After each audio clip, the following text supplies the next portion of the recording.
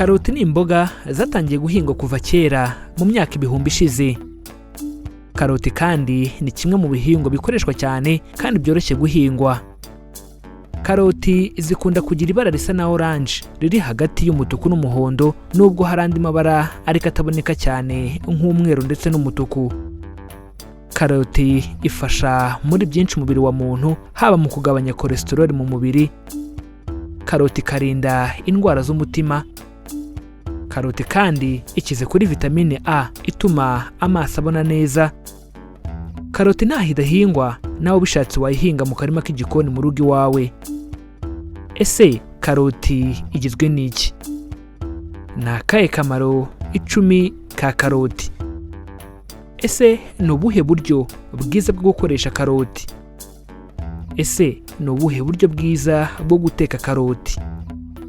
Ibi nibyo tugiye kubaganirizaho muri iki kiganiro. Reka mbanze mbashimire kuba mugiye kubana natwe muri aka kanya tubungabunga ubuzima bwacu, bityo murabizi ko abatabizi bicwa no kutabimenya, natwe tukagira tuti abatarabimenya bicwa nuko batarakora subscribe kuri iyi channel Mizero Media ngo bamenye ko kwirinda biruta kwivuza. Niba utarabikora nyabuneka bikore kuko nta kiguzi bisaba, kandi nibwo buryo rukumbi buzajya bugufasha kubona ibindi biganiro tubategurira. Ikindi kandi wadusanga ku mbuga nkoranyambaga zacu zose, Facebook, Instagram ndetse na Twitter. Ujya hashakirwa ugashakisha Mizero Media ubundi ukadukurikira.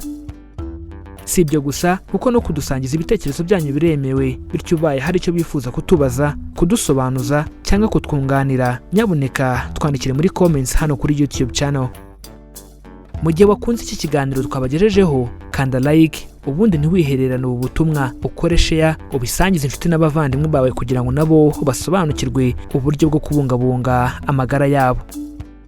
Iki ni ikiganiro Amagara n'Ubukungu, ikiganiro mutegurirwa na Mizero Media. Tubahaye ikaze aho tugiye kubaganiriza ku bigize karoti, tumenye akamaro 10 kayo ku buzima bwa muntu, uburyo bwiza bwo kuzikoresha ndetse n'uburyo bwiza bwo kuziteka. Ese karoti igizwe n'iki? Karoti zikungahaye cyane kuri beta carotene ndetse na fibre.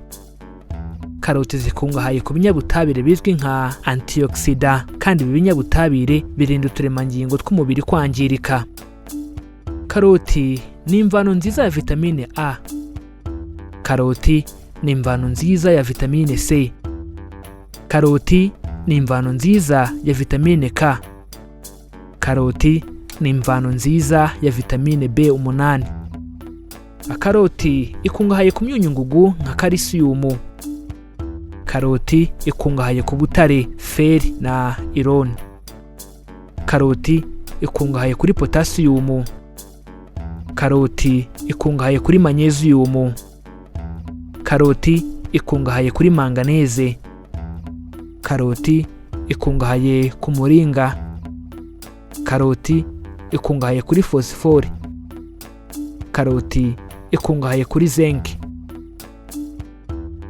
Reka noneho turebere hamwe akamaro 10 ka karoti igirira umubiri. Kuba karoti zikungahaye ku ntungamubiri zitandukanye tumaze kubasangiza, bituma igira aka kamaro gakurikira. Akamaro ka mbere ka karoti igirira umubiri ni ugufasha amaso kubona neza, by'umwihariko cyane cyane mu gihe butangiye kugoroba.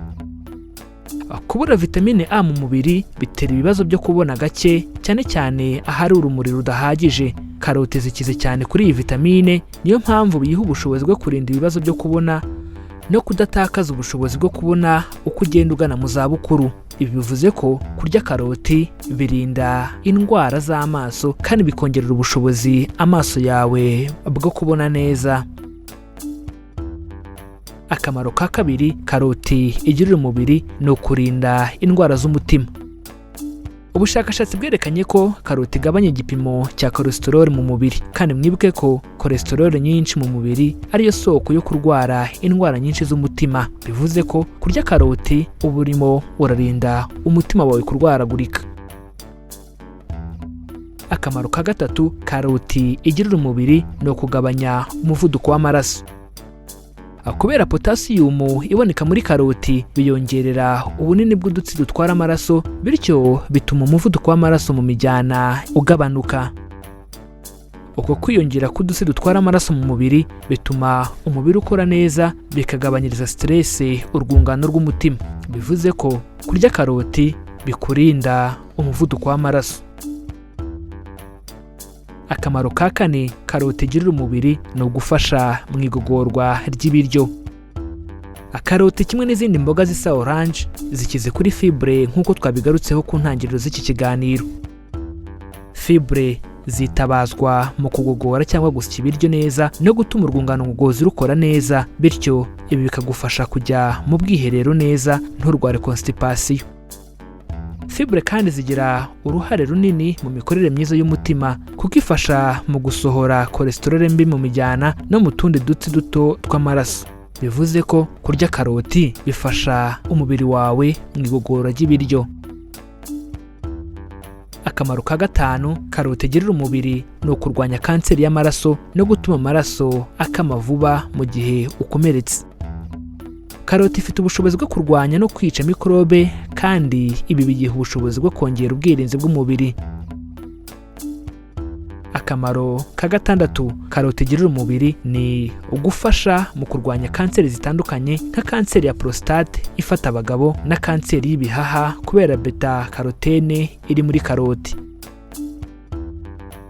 Akamaro ka karindwi karoti igirira umubiri ni ugufasha mu gusohora imyanda mu mubiri. Akamaro ka munani karoti igirira umubiri ni ugutuma ugira uruhu rwiza. Karoti ituma uruhu rwawe rutagaragaza ubusaza no kwipfunyarika kuko burya amavuta ya karoti yagenewe koroshya no kurinda uruhu.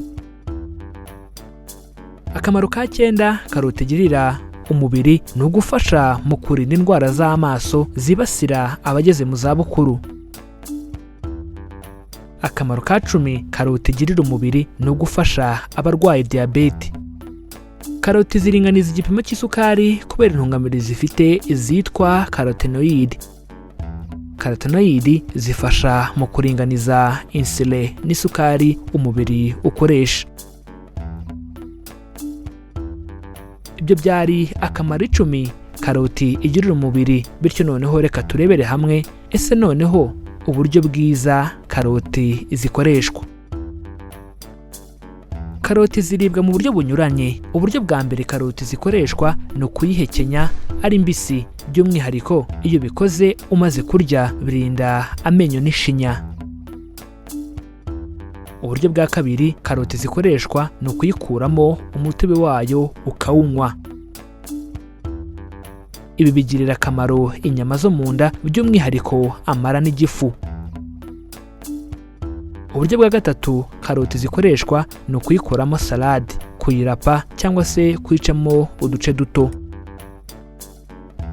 Uburyo bwa kane karoti zikoreshwa ni iyo ugiseye ubundi ugashyira ku gisebe, bikurinda mikorobe.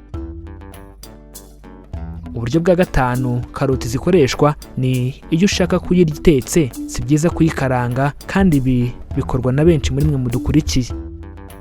Ahubwo aho kuyikaranga uyishyira mu byo kurya biri gutogota kugira ngo utica intungamubiri ziyigize.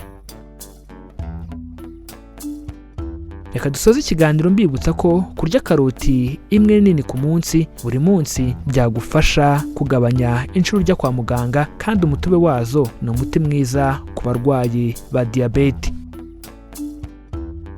Reka mbashimire kuba mwafasha akanya mukabana natwe tubungabunga ubuzima bwacu, aho twabaganirizaga kuri karoti, bityo tumaze gusobanukirwa ibigize karoti, tumenye akamaro 10 kayo ku buzima bwa muntu, kandi dusobanukiwe uburyo bwiza bwo kuzikoresha ndetse n'uburyo bwiza bwo kuziteka. Reka dusoze mbibutsa ko baca umugani mu Kinyarwanda bati abatabizi bicwa no kutabimenya, bityo natwe tukagira tuti abatarabimenya bicwa nuko batarakora subscribe kuri iyi channel Mizero Media ngo bamenye ko kwirinda biruta kwivuza. Niba utarabikora nyaboneka bikore kuko nta kiguzi bisaba, kandi nibwo buryo rukumbi bwatuma uzajya ubona inkuru ndetse n'ibiganiro tubategurira. Ikindi kandi wadusanga ku mbuga nkoranyambaga zose: Facebook, Instagram ndetse na Twitter, ujya ahashakirwa ugashakisha Mizero Media ubundi ukadukurikira. Si ibyo gusa kuko no kudusangiza ibitekerezo byanyu biremewe, bityo ubaye hari icyo wifuza kutubaza, kudusobanuza cyangwa kutwunganira kuri iyi ngingo, nyaboneka twandikire muri comments hano kuri iyi channel. Mu gihe bakunze iki kiganiro tumaze kubagezaho, kanda like, ubundi ntiwihererane ubu butumwa, ukore share, ubusangiza inshuti n'abavandimwe bawe kugira ngo nabo basobanukirwe uburyo bwo kubungabunga amagara yabo. Iki cyari ikiganiro Amagara n'Ubukungu, ikiganiro mutegurirwa na Mizero Media. Amahoro y'Imana abane namwe kandi tubifurije kwirinda mbere yo kwivuza.